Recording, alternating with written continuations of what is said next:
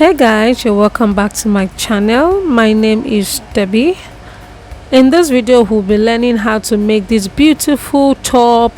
It can also be transformed into a gown. Let's get started. Okay, so this is the pattern I'll be using, and it's the back pattern.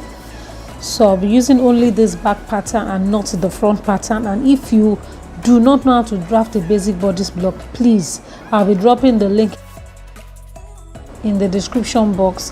Ensure you watch the video. Okay, now I'll be adding paper to the side because I really need to work on the side. That's the purpose for this tutorial. So now I have added the paper, can you see? And I have also extended the line. This is my chest line. My chest line, I've extended it. Okay, then I have my hip line as well. See, I've extended it outward, and the hip line also, and this is my waist line. I don't need to do this anyway. Okay, so right now I'm going to measure from my the center back. Please ignore this line. Okay, so this is where my center back starts from and not the red line. Okay, so now from here to this point is my round bust divided by 4. So I'm going to divide this measurement by 4, and I'm going to place the value on this line. Okay, I hope you understand. Your round bust divided by 4 that you already have on your basic bodies, you divide it by 4. So right now I'm going to place my tape and measure and divide, just fold over like so and get the midpoint. Then once you do this, just place your finger and fold again. So this is the quarter of what you have. Okay, so now just lift the measurement and place it on the line like so. Okay, so now this is it. Now from here, just measure what you have and add 1 inch to it and place on the hip line. So what you have here, add 1 inch to it. Okay, now if you are making a long gown, just add 3 inches to the value that you have. Okay, so now I'm going to be adding 1 inch to the value I have on the chest line and placing it on this same hip line. But if you are making a long gown, please, at the hemline of your long gown, ensure you add 3 inches to it instead of 1 inch. Okay, so now I have this, now I have this. Okay, so all I need to do is to connect the point with a straight line.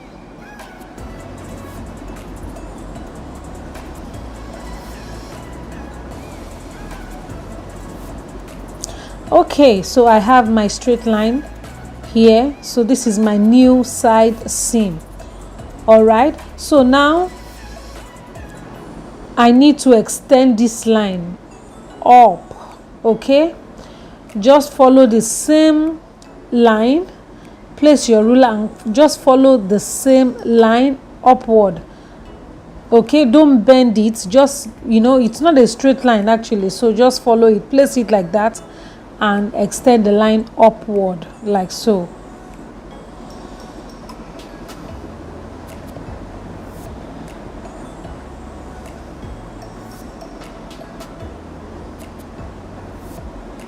So now I've extended it. I need to also, okay, so now this is what we have, and I think the next thing for me is to, you know, place a little paper on the shoulder line because I need to work on that part as well. Okay, so now from here, from the shoulder, just the rest of your shoulder, can you see the shoulder line, divide it into 2 to get the midpoint.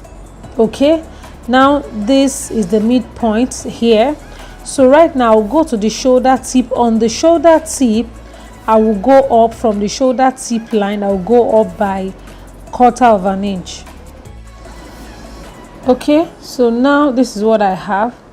So this is my shoulder, this is the 1/4 inch. Okay, so and from the midpoint here, I'm going to place my ruler like so, and draw a line to meet the line that you already have there. Can you see? So, and this is what I have. I hope you can see it. Okay, so now from this point I'm going to come in. Okay, from the intersecting point I'm going to come in by 2 1/4, 2.25 inches. Okay, then you draw your curve to the chest line. Okay, so now drawing your curve is it depends on the curve, the kind of curve ruler that you have. So you need to use your discretion at this point to be able to get a smooth curve. Okay, because I had to struggle to have a very smooth curve around this part. Okay, so I'm just trying everything I could just to ensure I have, you know, a smooth curve line here. Okay, so just do all you can to ensure you have a very smooth one. All right, so I wasn't really okay with what I had, so I had to use my hand to redraw the curve. Okay, so the idea is ensure that you have a nice looking curve, all right, that won't be poking out after you are done sewing.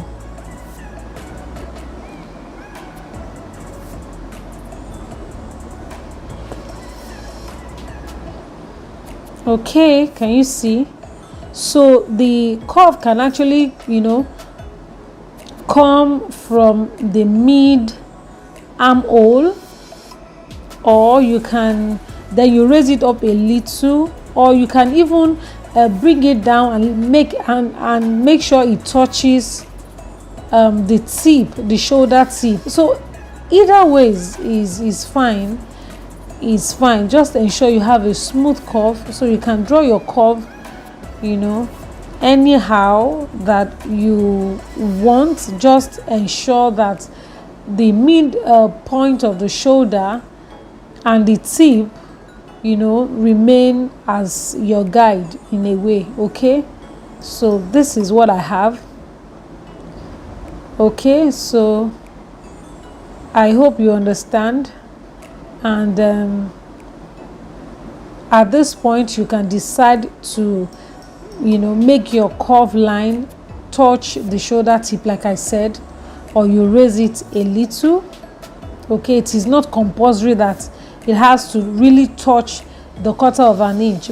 Okay, so that 1/4 inch is like a guide for you. Okay, so this is all we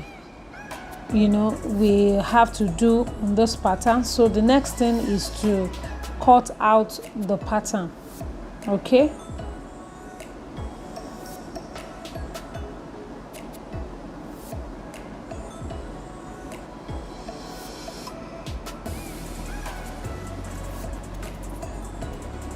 okay, so this is what I have. Can you see now? So now I have I think a nice looking curve around here. It's not bad at all. Okay, so if you are not really okay with it, you can just trim out a little, or you know, leave it this way. It's not bad at all. All right, so okay, so now I'm going to be measuring, you know, where I want my armhole to start from. Okay, so now I have 13 inches, so you can just determine that on your body. Place your tape in the middle of your back neck and bring it down to wherever you want your armhole to start from. So mine is 13 and I just marked it, as you can see. So now I'm going to measure 7.5 plus half an inch. My bicep measurement is 15 and divided by 2 is 7.5 plus half an inch is allowance. So now this is what I have. Right now I have my fabric laid in bias, okay, and now I just placed it, as you can see. So ensure you place it well so that you can have at least half an inch seam allowance. Now I'm going to bring down the neck by 1 inch more, okay, and I'm going to, for the width, I'm going to also add 1 inch. So now I have 4 inches as the width and the depth is 2 inches. So this is the back neck line, okay. So you can bring it down maybe more, it depends on you, okay.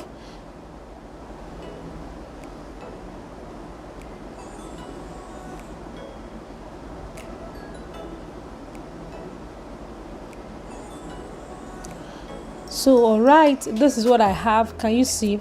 So now this is my new back neck and I'm going to come up here from the hip line. I will come up by 2 inches, and with the help of my curve I will blend it, okay.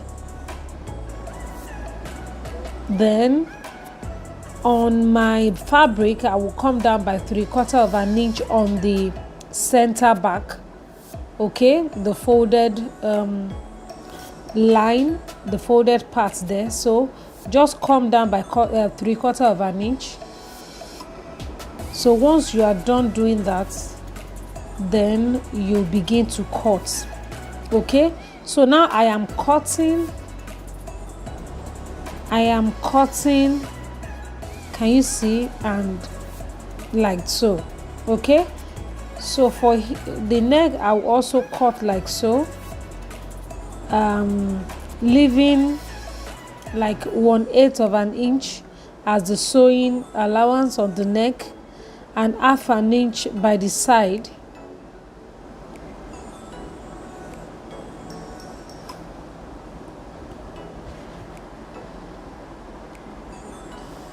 Okay, and then you mark your armhole points, okay.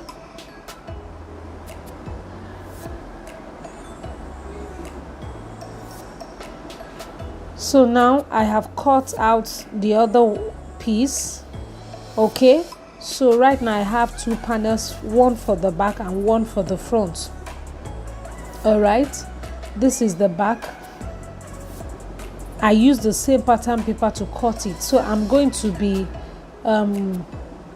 cutting, having a new neckline at the front. I will bring it down by 2 inches. You know the neck is 4 inches by 2, so now I have 4 inches by 4 as the neckline, or as desired you can bring it down, you know, depends on what you want actually, okay. So now I'm cutting the neckline, can you see? So right now this is where my armhole is, can you see? So now I'm going to be notching. This is important that you notch so that you won't, you know, sew or close up that line by the time you are sewing on your machine, okay. So this is what we have now. This is the 2 lines, the 2 panels, sorry.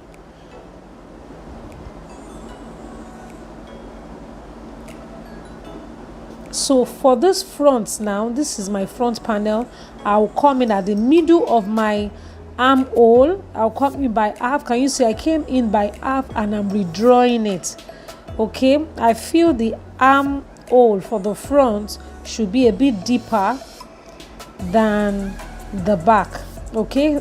The back will remain as it is, but the front should come in about with about half an inch or 1 inch,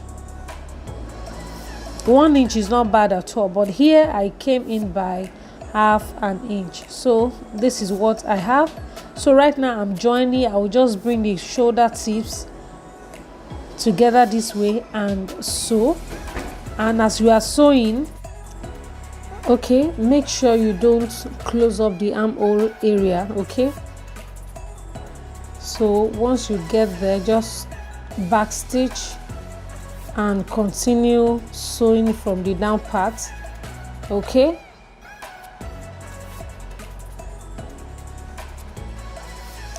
then this is how you join it. You can finish up the neckline by adding bias strip to it, and the armhole as well. Okay, so this is a very lovely top, and like I said, I'm going to be trying it out. Can you see? This is the outcome. I think it's looking, you know, good. It's not bad at all. Very lovely top. You can wear it on a jean, skirt, anything. Okay, so this is it. Then be careful when you are sewing the shoulder. Make sure it is very smooth and it's not poking out. All right, then you can use your belt on it. So this is it. Thank you so much. Bye for now.